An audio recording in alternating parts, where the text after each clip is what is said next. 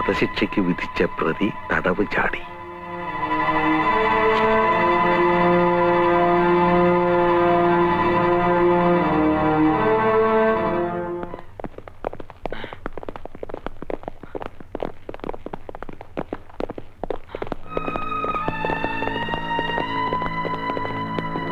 ഇതിനകത്തുണ്ട് സാറേ, അകത്തുണ്ട്.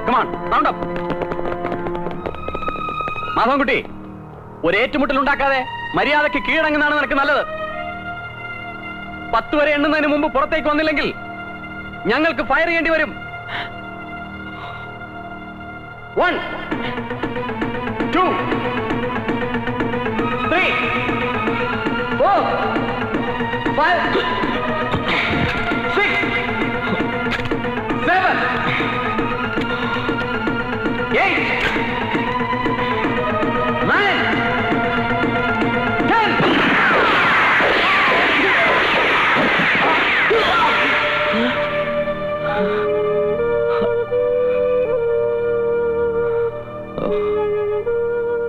രാഘവാ, ഇത് കുറച്ച് ഡ്രസ്സാ. ഈ ഇട്ടിരിക്കുന്നെല്ലാം മാറി കൊടുക്കാൻ വേറൊന്നുമില്ലല്ലോ. ഞാൻ കാരണം ബുദ്ധിമുട്ടായില്ലേ? ഒരു ബുദ്ധിമുട്ടും ഇല്ല. നാടും വീടും വിട്ട് ഒറ്റപ്പെടുമ്പോഴുള്ള അവസ്ഥ നന്നായിട്ട് അറിയുന്നവനാ ഞാൻ. താനെന്താ വല്ലാതിരിക്കുന്നേ? ഏയ് ഒന്നുമില്ല, കുറെ നേരം കിടന്ന് ഉറങ്ങിയോണ്ട് തോന്നുക. എല്ലായിടത്തും പോലീസാ. ഏതോ ഒരുത്തൻ ജയിലിൽ ചാടിയെന്നും പറഞ്ഞ് മനുഷ്യന് പുറത്തിറങ്ങി നടക്കാൻ പറ്റാത്ത അവസ്ഥയായിട്ടുണ്ട്. ആ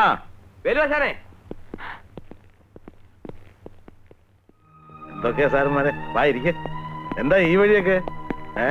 എന്തു പറയാനാ, വെറുതെ മനുഷ്യനെ മെനക്കെടുത്താൻ.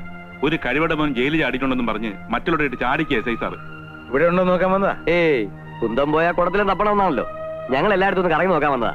വേണേ കയറി നോക്കാൻ കേട്ടോ. അതിന്റെ ആവശ്യമൊന്നുമില്ല, ഞങ്ങൾ ഈ വഴി പോയപ്പോ ചുമ്മാ ഒന്ന് കയറിയെന്ന് മാത്രം. അവൻ എവിടെ ഒളിച്ചിരുന്നാലും ശരി, ഇന്ന് തന്നെ ഞങ്ങൾ അവനെ പൊക്കിയിരിക്കും. ഈ കാട്ടിൽ എവിടെ ഒളിച്ചിരുന്നാലും ഞങ്ങൾ അവനെ തപ്പിയെടുക്കില്ലേ?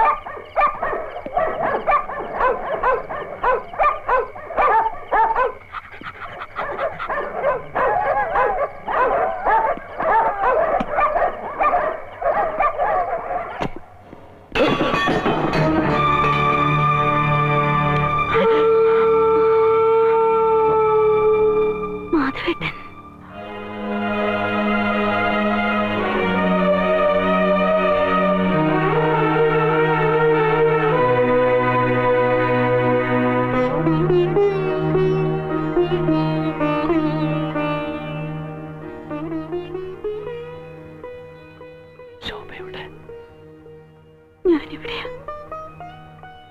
ഞാനും എന്റെ ഭർത്താവ്. ഒരു പെൺകുട്ടിയെ സംബന്ധിച്ചിടത്തോളം അവളുടെ തീരുമാനങ്ങൾക്കൊന്നും വിലയുണ്ടാവില്ലല്ലോ. എല്ലാ മോഹങ്ങളും മനസ്സിൽ ഒതുക്കി കഴിയുമ്പോൾ അച്ഛന്റെയും അമ്മയുടെയും നിർബന്ധം ഏറി വന്നു. പിന്നെ ശോഭ മറ്റൊരാളെ വിവാഹം കഴിച്ച് സന്തോഷമായിട്ട് ജീവിക്കുന്നത് കാണാൻ ഏറെ ആഗ്രഹിച്ചിരുന്നവനാണ് ഞാൻ. എനിക്ക് സന്തോഷമായി. തടവ് ചാടിയെന്ന് പത്രത്തിൽ കണ്ടു. ജീവിക്കാനുള്ള കൊതി കൊണ്ടല്ല ഞാൻ ജയിലിൽ ചാടിയത്. ഇരട്ട കൊലപാതകത്തിന് ശിക്ഷിക്കപ്പെട്ട ഞാൻ നിരപരാധിയാണെന്ന് തെളിയിക്കണം.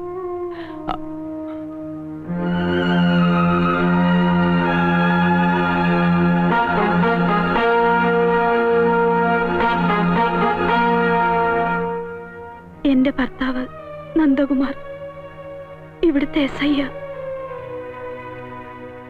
മാധവേട്ടനെ പിടിക്കാൻ രാപകലില്ലാതെ ഓടി നടക്കുക അദ്ദേഹം. ഏത് സമയവും അദ്ദേഹം വരാം. എനിക്ക് കുടിക്കാൻ കുറച്ച് വെള്ളം വേണം, പ്ലീസ്.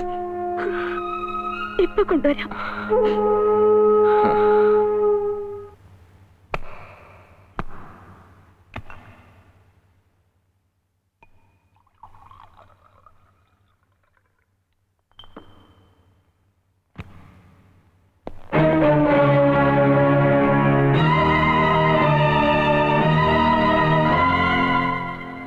ഇന്നെന്താ പതിവില്ലാതെ വെള്ളം തന്നെ സ്വീകരിക്കുന്നത്? വേറൊന്നും തരാൻ ഉദ്ദേശമില്ലേ?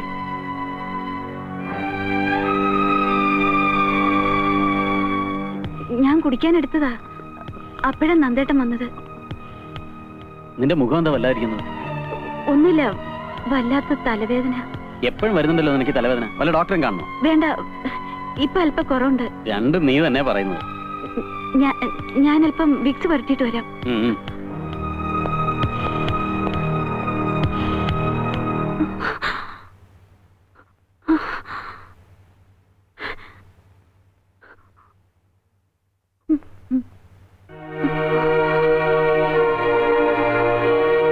എന്താ? എന്തു പറ്റി? തലയ്ക്ക് ഒരു മരവിപ്പ് പോലെ. ഇതാ ഞാൻ പറഞ്ഞത്, ഡോക്ടറെ കാണണമെന്ന്. വേണ്ട, കുറച്ചേരം കിടന്നാ മാറിക്കോളാം.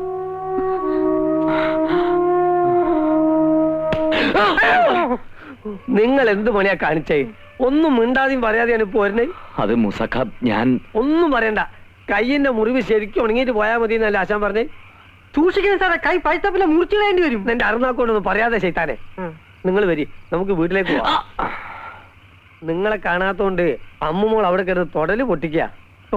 അമ്മുമോൾ എന്താ ആനയാ? എന്റെ വാപ്പ മുണ്ടിപ്പോവരുത്. നടക്ക്, നിങ്ങൾ വരി.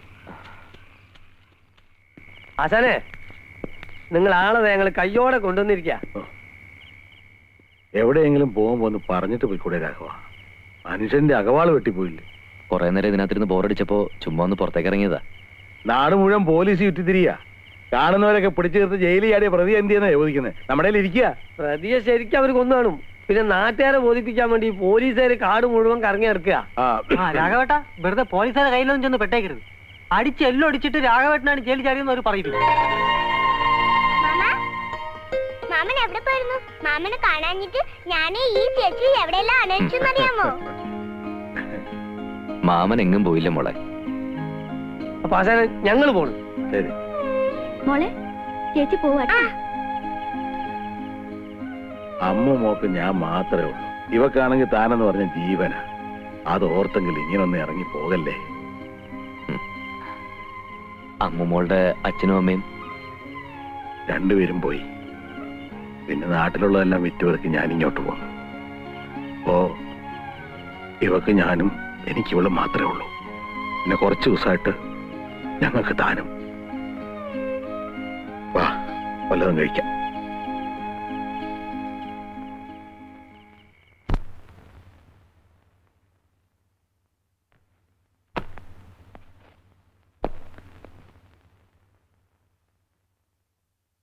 ഇതെന്താ, ഒന്നും കഴിക്കുന്നില്ലേ? വേണ്ട വേണ്ട, കഴിക്കാൻ നിന്നാ വൈകും. 9 മണിക്ക് DIG സ്റ്റേഷനിലെത്തും. പുള്ളിയാണെങ്കിൽ ആളൊരു ചൂടനാ. ഇവിടെ വന്നിട്ട് ഒരു ദിവസമെങ്കിലും മനസമാധാനമായിട്ട് കിടന്ന് ഉറങ്ങാൻ പറ്റിയിട്ടുണ്ടോ? ഇപ്പൊ നോക്കിയാലും ഈ തിരക്കും ടെൻഷനും തന്നെ. നന്ദേട്ടാ, നമുക്ക് വേറെ എവിടേക്കെങ്കിലും ഒരു ട്രാൻസ്ഫർ വാങ്ങിയാലോ? പിന്നെന്താ, എനിക്ക് ഇഷ്ടമുള്ളിടത്തേക്ക് ട്രാൻസ്ഫർ തരാൻ എന്റെ അമ്മായിയപ്പനല്ലേ ഹോം മിനിസ്റ്റർ. മനുഷ്യരെക്കാൾ കൂടുതൽ മൃഗങ്ങളുള്ള കാട്ടുപ്രദേശത്തല്ലേ താമസം. സ്വഭാവത്തിൽ അത് കാണാതിരിക്കില്ല. ഓ അത് ശരി. അപ്പൊ എനിക്ക് മൃഗത്തിന്റെ സ്വഭാവമാണെന്നാണ് നീ പറയുന്നത്? ഏയ്, എന്ന് ഞാൻ പറഞ്ഞില്ല. കുറെ നാളും കൂടി ഇവിടെ കഴിയേണ്ടി വന്നാ എനിക്കും ഈ സ്വഭാവം പകരുമെന്ന് പറഞ്ഞതാ. മനസ്സിലാവുന്നുണ്ട്. ഡിപ്പാർട്ട്മെന്റിൽ നിന്നും എന്നെ ഏൽപ്പിക്കുന്ന ജോലികൾ ചെയ്യാൻ ബാധ്യസ്ഥനാണ് ഞാൻ. അതിൽ റിസ്കിന്റെയും ബുദ്ധിമുട്ടിന്റെയും കാര്യം ഞാൻ ആലോചിക്കാറില്ല. ഇപ്പൊ എന്റെ ലക്ഷ്യം മാധവൻകുട്ടിയാണ്. ഏത് പാതാളത്തിൽ ഒളിച്ചാലും ഞാൻ അവനെ പിടിക്കും. ചിലപ്പോ ജീവനോടെ അല്ലെങ്കിലും.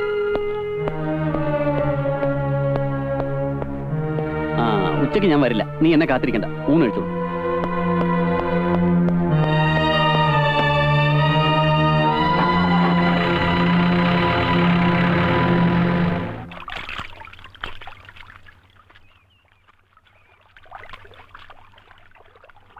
ആമിന, ഒറ്റയ്ക്ക് നിന്നാണോ തുണി തിരുമുന്നത്? ഒറ്റയ്ക്ക് നിന്നാ വല്ലവരും പിടിച്ചോണ്ട് പോവാ. വല്ല കാട്ടുമൃഗങ്ങളും വന്നാൽ ആമിനയ്ക്ക് പേടിയാവൂലേ? എന്നിട്ട് നിങ്ങളെ കണ്ടിട്ട് നമ്മള് പേടിച്ചില്ലല്ലോ. ആമിനയുടെ തമാശ കേൾക്കാൻ എനിക്ക് എന്ത് ഇഷ്ടമാണെന്നറിയാമോ? അലക്ക് നിർത്തിയിട്ട് വേഗം കുളിക്കാൻ നോക്ക്. ആരെങ്കിലും വരുന്നുണ്ടോ ഞാൻ നോക്കിക്കോളാം. നിങ്ങൾ മര്യാദയ്ക്ക് ഇവിടുന്ന് പോണുണ്ടാ? നമ്മൾ രണ്ട് ജാതി ആയതുകൊണ്ടാ ആമിനയ്ക്ക് പേടി. അതൊരു പ്രശ്നമേ അല്ല. ഹിന്ദു മുസ്ലിം മതമൈത്രിയുടെ ഒരു മനുഷ്യ ചങ്ങല കൂടെ സൃഷ്ടിക്കും. അയ്യോ, ജാതി മാറും മാറുന്ന സ്നേഹിക്കാൻ പറ്റിയ മോന്ത നായിന്റെ മോൻ ഇനങ്ങാന്റെ മോളെ പിന്നാലാണ് എന്റെ എല്ലാവരും മനുഷ്യ ചങ്ങല പോവാൻ പറഞ്ഞപ്പോ പിന്നെ നിൽക്കണം. ഈ കാര്യത്തിൽ മൂസാക്കെ ഞങ്ങൾ അനുഗ്രഹിക്കണം.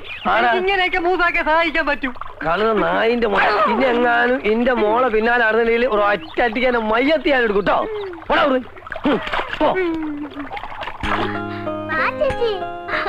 കയ്യെന്ന് വിടൂ അമ്മു. മാമ, ഈ ചേച്ചിക്ക് മാമിന്റെ അടുത്ത് പോയ നാണമാ.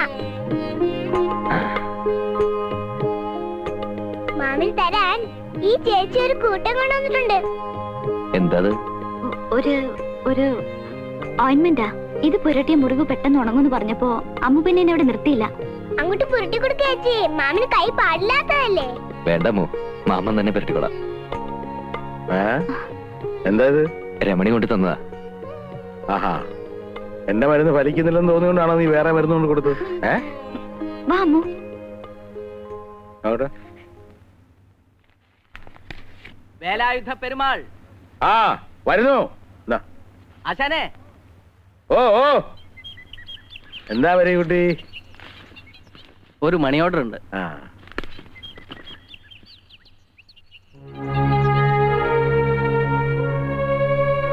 തിരിച്ചയച്ചേര്.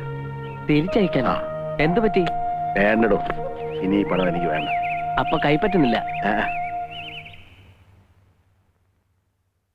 എന്താ മണി ഓർഡർ തിരിച്ചയച്ചത്? അത് വേണ്ടെന്ന് വെച്ചു. അതെന്താ? ഈ ജോലി ചെയ്ത് കിട്ടുന്ന കൂലിക്ക് അധ്വാനത്തിന്റെ ഫലം എന്നാണല്ലോ പറയാ. ഇതുവരെ അധ്വാനം ഇല്ലാതെ ഒരു നിമിഷം കൊണ്ട് ചെയ്തു തീർക്കുന്ന ക്രൂരകൃത്യത്തിനുള്ള കൂലിയാ. ഞാനൊരു സെൻട്രൽ ജയിൽ ജീവനക്കാരനാ. സെൻട്രൽ ജയിലിൽ എന്ത് ജോലിയാ? ഈശ്വരൻ വിചാരിക്കുന്നതിലും വേഗം മനുഷ്യജീവൻ ഒടുക്കുന്നയാളാ. ഞാനൊരു ആരാച്ചാര. ആരാച്ചാരെന്ന് കേട്ടപ്പോ തനിക്ക് പേടി തോന്നുന്നുണ്ടല്ലേ? മനസ്സുണ്ടായിട്ട് ചെയ്യുന്ന ജോലി അല്ല രാഘവ, പാരമ്പര്യമായിട്ട് കിട്ടിയതാ.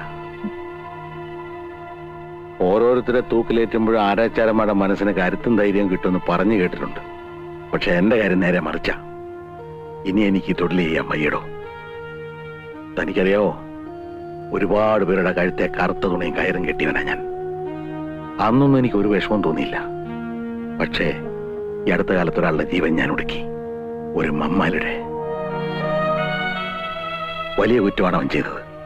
പക്ഷെ കഴുത്തെ കയറിട്ടപ്പോ എന്റെ ഉമ്മായും കുഞ്ഞുമോളെയും കാണണമെന്ന് പറഞ്ഞ അവൻ പൊട്ടിക്കരയായിരുന്നു.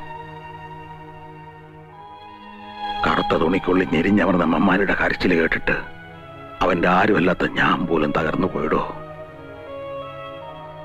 അന്ന് ഞാൻ തീരുമാനിച്ച മേലില്ല കയറി ഞാൻ തൊടില്ലാന്ന്. ആ കാശും എനിക്ക് വേണ്ട.